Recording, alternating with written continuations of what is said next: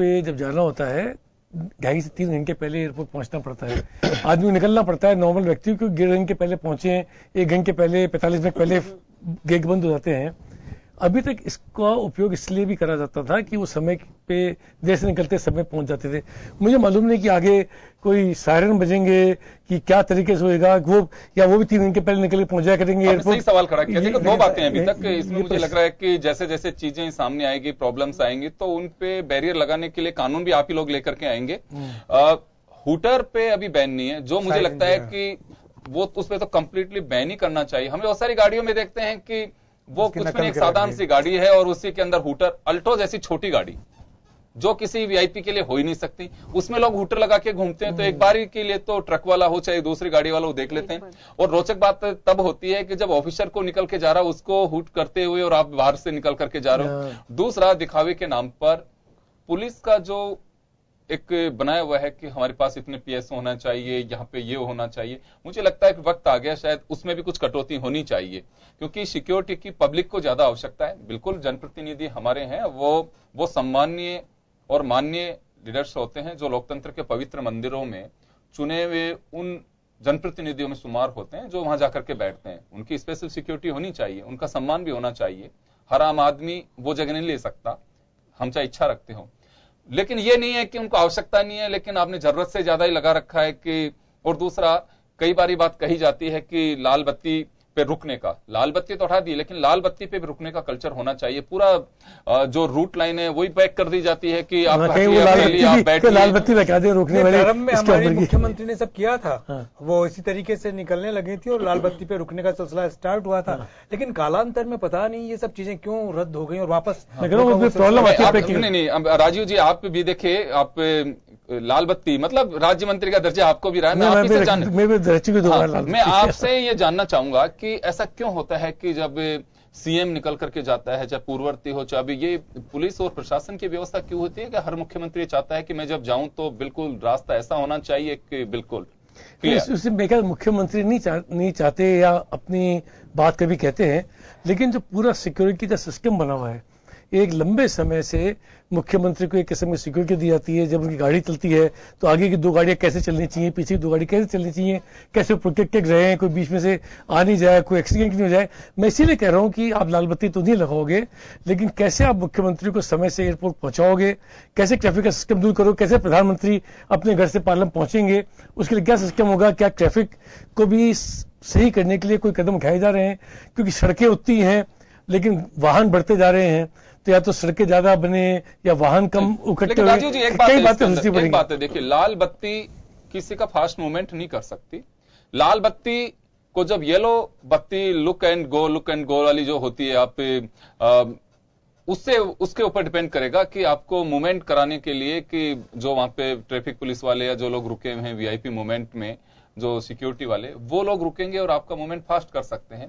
क्योंकि लाल बत्ती अगर कहीं पर बत्ती है और जब रूल्स में एक मंत्री है, आप उसके लिए आप अब उसको येलो लाइट नहीं कर सकते, आपको जाना ही पड़ेगा। बत्ती है तो उस पर रुकना ही पड़ेगा। अलका सिंह जी फॉलो करती हैं, रुकते हैं, उसमें क्या बात है। लेकिन जब सीएम हो, हमारे सिस्टम क्या हो गया है कि आप किसी भी कार्यक्रम में जाओ, कोई चाहे वो शादी ब्याह हो, उसके अंदर भी अगर जहां पे सिक्योरिटी गार्ड या पुलिस वाला खड़ा होता है तो आप आम नागरिक की तरह, चाहे आप कितने भी पद के ऊपर ऊंचे पद पे हो, लाल बत्ती लगा के नहीं आओ तो आपकी गाड़ी को दूसरी खड़ा करता है।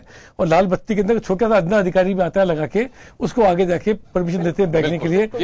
हाँ, तो ये बहुत सारी जगह वो थोड़ी सी एक समस्या है, प्रॉब्लम रहेगी, खासकर उन लोगों को। लेकिन जिन लोगों को पैदल चल के जाने की आदत है, मुझे लगता है उनके परेशानी नहीं होगी। बिना लाल बत्ती लगाए हुए आए मंत्री जी और बाहरी गार्ड ने रोक दिया, आपको अंदर नहीं जाने दिया। पहले तो एक साधन था, व्यवस्था होगी जिसके जाएंगे, क्योंकि रेफरेंस नेम आप लोग लिखवाते हैं कि आप रेफरेंस डालिए कि किसके यहां से कौन मिलेगा, फोन करके रवाना होगा, गेट पे मिलेगा। लेकिन गेट पे भी कई बार गार्ड्स की छोड़ी, आजकल तो मैं सरकारी फंक्शंस में देखता हूं बाउंसर्स जो होते हैं उनकी भी मसल्स देखी जाती हैं। वो ऐसे हालात होते हैं कि एमएलएज को रोक देते हैं कि नहीं साहब आप साइड में हटिए। पुलिस वाला तो एक बार के लिए बेचारा ट्रांसफर का तो डर होता है, उसके तो किसी बात का डर ही नहीं होता है, आप उनसे कैसे सुलझेंगे। अब देखिए ऐसा है योगेंद्र जी, जो प्रशासन के जो लोग हैं जिनका काम ये सब इंतजाम करना है, उनको बड़ा मजबूत रहना पड़ेगा, उनको बड़ा जागरूक रहना पड़ेगा। अगर वो जागरूक रहेंगे तो इस तरह के व्यवधान नहीं आएंगे।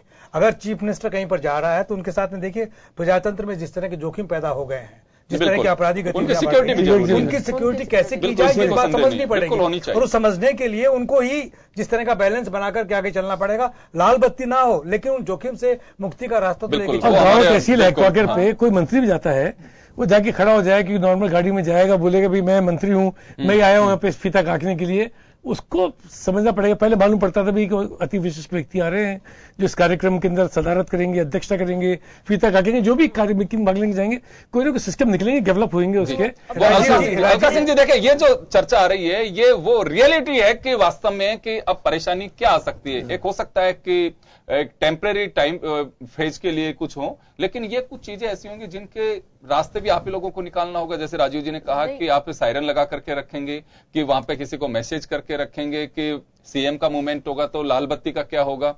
ये कुछ चीजें ऐसी हैं जो आने वाले दिनों में, लेकिन मैंने कहा ना कि एक फेज होता है हर चीज का, प्रॉब्लम का, वो स्थायी नहीं रहती है। निश्चित रूप से अब ये शुरुआत हुई है तो इन सारी चीजों के भी तोड़ निकलेंगे। आवश्यकता आविष्कार की जननी है और अब निकलेंगे नए। देखिए मंत्री जी अगर कहीं जाते हैं तो वैसे ही उस पार्टी के कार्यकर्ता, आम जनता आ जाती है, लेकिन कार्यकर्ताओं के अलावा अलका जी एक बात और है, जैसे अगर किस जिले में आप जा रहे हैं, कोई मंत्री और जा रहे हैं, तो जिले के बॉर्डर पर ही आपको ऑफिसर्स आपको रिसीव करते हैं, एसपी आपको रिसीव करता है, कलेक्टर आपको रिसीव करता है, लेके जाएगा।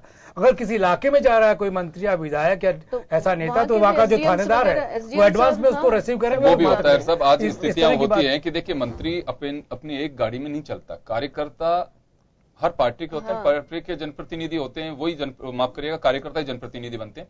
उनका अपना खुद का एक रेला होता है साहब, उनका अपना एक टारगेट खुद बना लेते हैं कि अपना सिक्योरिटी सिस्टम। हाँ बिल्कुल, वो भी होता है, फिर वर्कर्स उनके साथ में होते हैं। लेकिन अलका जी आप एक चूक गए, एक बड़ी बात कह सकते थे। राजीव जी ने कहा कि जैसे लाल बत्ती का सिस्टम अमरिंदर सिंह जी ने फॉलो किया, तो आप कह सकते थे कि वहां पंजाब में कैसे फॉलो हो रहा है सिस्टम, वो भी देखेंगे वीआईपी का मूवमेंट कैसे हो रहा है। मैं खुद ही कह रहा हूं पंजाब सबसे डिफिकल्ट स्टेट है, उसमें कर लिया उन्होंने, बहुत बड़ी बात है। वहां पे बहुत ज्यादा दिखावा है वहां के पॉलिटिशियन मैरिज में कैसे जा रहे हैं। पंजाब, हरियाणा, यूपी तो अब बिल्कुल सुरक्षित है योगी जी के हाथों में, लेकिन बिहार यहाँ पर जो हालत थी उस हालत की बहुत जरूरी है सारी सुरक्षित होगा। अब नहीं, सुरक्षित होने की शुरुआत हो चुकी है, हो जाएगा सुरक्षित जी। वो बत्तियों के मौके साथ में, बस बत्ती के आड़ में कई बार ऐसे क्रिमिनल केसेस जो हुए हैं उन पे भी लगाम लग पाएगी, वो एक अलग इश्यू है। लेकिन मैं अलका जी एक बात जानना चाहूंगा कि इसमें कहीं कुछ तो रास्ते निकाले जाएंगे कि जैसे राजीव जी ने एक संदेश अभी जाहिर किया कि कुछ ऐसी परेशानियां एक बार के लिए आएंगी, या तो मानसिक रूप से धीरे धीरे तैयार होना पड़ेगा, या माइंडसेट अभी से मान सकते हैं उन लोगों का जो वास्तव में, क्योंकि 1 मई का टाइम पीरियड दिया है वैसे तो, कर 11 दिन का टाइम अभी बाकी है, उसमें थोड़ा प्रैक्टिस भी शुरू करेंगे लोग, तो कुछ ऐसी भी शुरुआत कर सकते हैं लोग कि अभी से लोगों ने लाल बत्ती हटाना शुरू कर दें, कुछ ऐसी पहल हो सकती है। देखिए जो जेन्युइन लोग हैं ना, उनको तो मुझे नहीं लगता कि इन चीजों से कोई प्रॉब्लम होगी। प्रॉब्लम होगी जो शो ऑफ करते थे या जो इलीगली लगाते थे। लीगली जिनके पास है, मुझे नहीं लगता किसी मंत्री को प्रॉब्लम होगी, मुझे नहीं लगता जो अभी अध्यक्ष बोर्ड अध्यक्ष वगैरह बने उनको होगी, लेकिन जो इलीगली लगाते थे उनको इस ऑर्डर से परेशानी होगी। बिकॉज ये जो प्रशासनिक पदों, संवैधानिक पदों पर बैठे हुए लोग हैं, इनको जानकारी है कि किस तरह से हमको लॉ अबाइडिंग ये लोग हैं और लॉ को किस तरह से फॉलो करना है, और किस तरह से पहले भी ये लोग सूचना देके जाते थे, वहां मिल जाते हैं कार्यकर्ता, एस्कॉर्ट पे पूरा करते हैं वो, और कोई सुरक्षा को प्रॉब्लम नहीं होती है।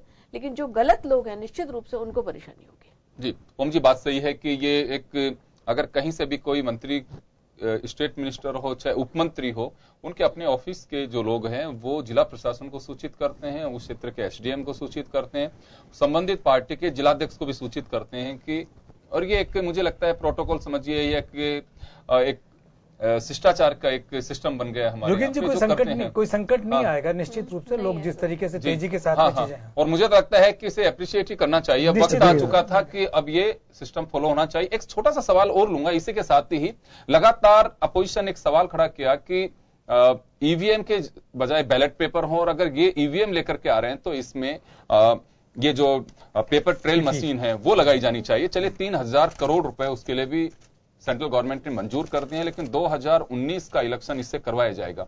तो ओम जी ये भी लग सकता है कि जो एलिगेशंस लग रहे थे नरेंद्र मोदी पे, खुद पे भी डायरेक्टली, कि बीजेपी ने इस तरह से सब कुछ किया, कोई बटन दबाओ और बीजेपी के खाते में जा रहा है, उससे भी एक वो मिल सकेगी निजात और एक सही फैसला कहा जा सकता है। लेकिन जी महत्वपूर्ण बात यह है कि जब जनता को किसी सिस्टम पर विश्वास ना हो जी, तो उस सिस्टम को बदल देना चाहिए। उसके लिए मनी ज्यादा इंपॉर्टेंट नहीं है। और ये मोदी सरकार का ये फैसला निश्चित रूप से तारीफ के काबिल है कि जो भी ईवीएम आप इस्तेमाल करेंगे आने वाले वक्त में उसके साथ में वो पेपर टाइम लगेगा, देखिए उसके लिए भी तुरंत में नहीं हो सकता, लेकिन एक्सेप्ट तो कर लिया ना कि 19 का आम चुनाव यही बताया कि 2019 का आम चुनाव जो होगा वो इसी से होगा। बिल्कुल, तो इससे एक गारंटी हो जाएगी कि जो शक पैदा किया जा रहा है वो अपने आप खत्म हो जाएगा, क्योंकि इससे शक हो रहा था। देखिए कोई भी चीज टोटली पूरी तरीके से टेक्नोलॉजी में साफ सुथरी नहीं होती, कहीं ना कहीं कुछ गड़बड़ हो सकती है, लेकिन सभी गड़बड़ हो गई। जैसे अमरिंदर सिंह जी अगर जीत गए तो वो कैसे जीते, और अगर आप वाले पराजित हो गए तो कैसे हारे, यूपी में अगर एसपी और कांग्रेस का गठबंधन पराजित होगा तो कैसे हारे। तो इस चर्चा को खत्म करने के लिए जरूरी था, कहीं तो विश्वास करना पड़ेगा आपको। तो राजीव जी, ये भी एक आप लोगों की भी डिमांड थी, हाल ही में मुलाकात भी हुई थी कि ईवीएम को लेकर के अब वो पर्ची भी निकलेगी, आप बटन दबाएंगे तो ऊपर से पर्ची निकलेगी, जो क्रेडिट कार्ड के जब आप देते हो तो उससे रिसीव निकलती है, उससे रिसीव निकलेगी। मेरे ख्याल से जो ओम जी ने बात की वो बहुत सही बात है। जब भी किसी चीज के ऊपर संदेह पैदा हो जाए तो हमको कोशिश करनी चाहिए कि जितनी पारदर्शिता ला सके सिस्टम में उतनी पारदर्शिता लाने की कोशिश करें। ये वही पहल है एक तरह से, ये वही पहल है, इलेक्शन कमीशन ने करा है, क्योंकि इस तरह के उदाहरण है। मैं भी रिसेंटली किसी फंक्शन में था दिल्ली के अंदर, और मेरे को मुख्य चुनाव आयुक्त तो पूर्व मुख्य चुनाव आयुक्त दोनों मेरे साथ ही थे, और हम लोग आपस में बात कर रहे थे कि मेरे समय में भी मैंने चुनाव लड़ा था, एक कैंडिडेट मेरे पास आए, उन्होंने बताया कि मैं जिस जगह रहता हूं वहां हमारे 24 वोट है मेरे परिवार के, और मुझे 2 वोट मिले, और उसने प्रूव करके बताया कि कैसे वोट गलत पड़ सकता है। लेकिन उस वक्त उसकी बात को माना नहीं गया बात को। लेकिन अगर इस तरह की कोई चीज हो जाए तो जो आदमी लेके जाएगा उसको मालूम है, मैंने जो उससे बटन दबाया था उसी उसी को ही वोट गया है। तो मेरे ख्याल से ये एक बहुत अच्छा सुझाव भी है, एक अच्छा प्रयास भी है, और ऐसा होना चाहिए जिससे कि संदेह नहीं हो सके।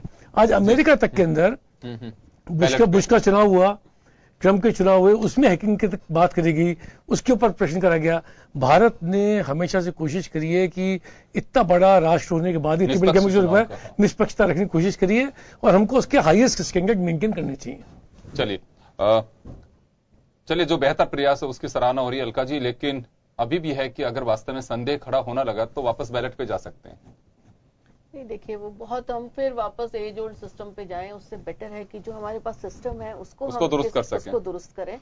और जहां तक आप कह रहे थे जनता का संदेह नहीं था, ये कुछ पार्टियों का उनका संदेह था जो पूरी तौर से हारती जा रही हैं। नहीं, बीजेपी लगाती थी पहले, जहां पे हारते हुए लगाते थे। आप देखिए अगर ऐसा होता तो अमरिंदर सिंह जी जीत कर नहीं आते। अमरिंदर सिंह जी का स्टेटमेंट था अभी 3-4 दिन पहले कि अगर ईवीएम में गड़बड़ी होती तो मैं आज मुख्यमंत्री नहीं होता। वीरप्पा मोइली जी कह रहे हैं, ठीक फरमा रही है, लेकिन एक बात आप याद कीजिए, अगर इस तरह के शक है तो इस तरह का फुल प्रूफ एक बात आप याद कीजिए कि भारतीय जनता पार्टी के स्पोक्स पर्सन ने जो किताब लिखी है जिसमें डिटेल्ड बताया है, अडवाणी जी उसके साक्षी हैं, लेकिन वो जरूरी नहीं है, रास्ता निकालना चाहिए। इसलिए जनता की इच्छा बहुत महत्वपूर्ण है। जनता की अगर इच्छा ही है साफ सुथरी पारदर्शिता, हमारे देश के लिए और ज्यादा अच्छा है कि इससे जो बूथ कैप्चरिंग वाली स्थिति वो थी उसमें बहुत सुधार होगा इन चीजों से। बिल्कुल, यही वजह है कि चाहे बिहार हो चाहे उत्तर प्रदेश हो, रीपोल से हम बहुत काफी हद तक बच सके। कुछ एक बूथ पे अगर ईवीएम की गड़बड़ की वजह से कहीं हुए हैं तो बाकी किसी तरह की कोई, मेरे ख्याल से उससे ज्यादा चिंता का विषय योगेंद्र जी की बात चल रही है चर्चा की, 2% और 7% जो वोटिंग हो रही है, मेरे ख्याल से वो ज्यादा चिंता का विषय है कि लोग बाग वोट डालने नहीं जा रहे। आप कब्जा करने की बात छोड़ो, आपको अधिकार ही नहीं मिल रहा वोट डालने का।